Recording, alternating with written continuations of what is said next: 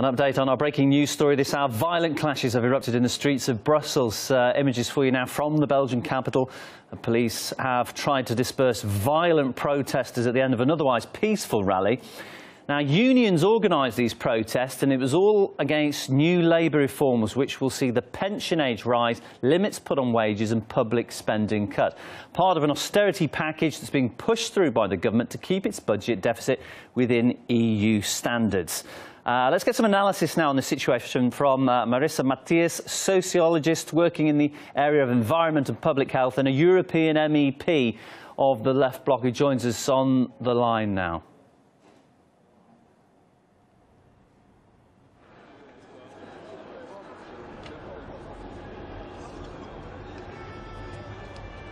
Hi Marissa, if you can hear me okay now. Tens of thousands of people are out on the streets of Brussels, and as I understand, it's just the start of a planned month-long campaign. What does that say about worker anger? It says, I think it says a lot about the situation, not only here in Belgium, but also in Europe, because workers have been attacked everywhere in terms of his rights, of their rights. If you think what is happening in Europe with the adjustment programs, with austerity measures, what is happening is that in the name of the financial markets, all the workers' rights have been cut. Not only the wages, but also the rights and the capacity to continue to know what are the main guidelines of the European societies, because nowadays I think we don't know it anymore.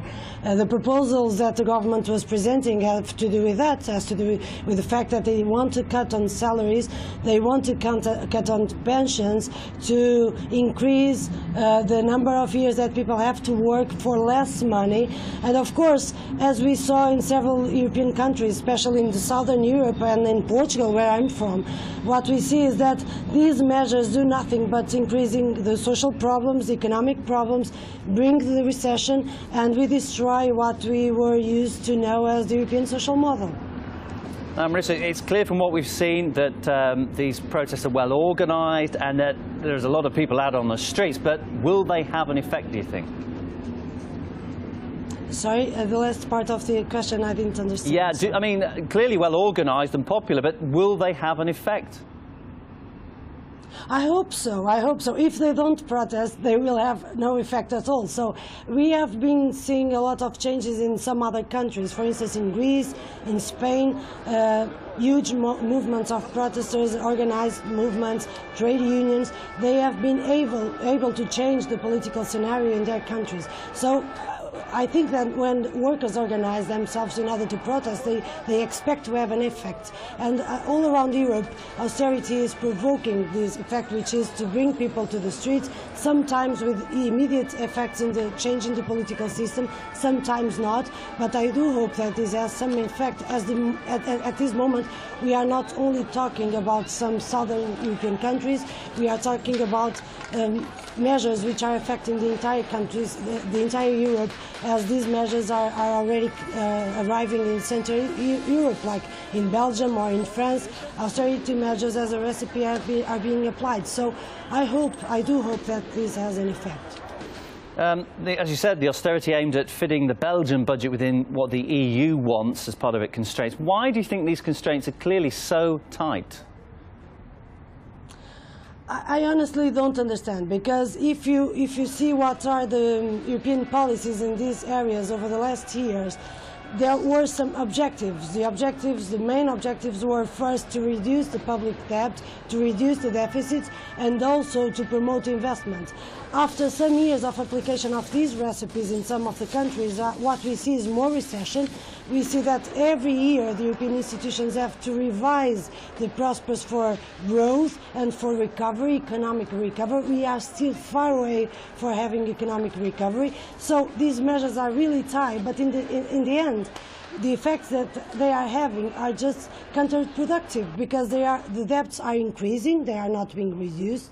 The deficit can be somehow controlled, but by only reducing public expense, which means to cut in the education, to cut in health services and healthcare, and at the end, recession is there. We don't have any kind of economic recovery, and in terms of monetary policy, we can see also it is being a disaster. We are now facing a possible scenario of deflation. So the outcome of these measures, so tight measures, is just to reinforce the crisis that we are living, not having any objective which is defined to be accomplished. So I think that this is a way, a very fast way of destroying the European project itself. So what can be the meaning of this? I only see one meaning, which is try to save the financial markets, trying to put the profits again in the place, but Marissa, I do apologise. I'm afraid we've literally run out of time, but thanks so much for coming on to speak to us. A few difficulties with the line there, but we do appreciate you coming on. That's Marissa Matias from the Confederal Group of the European United Left.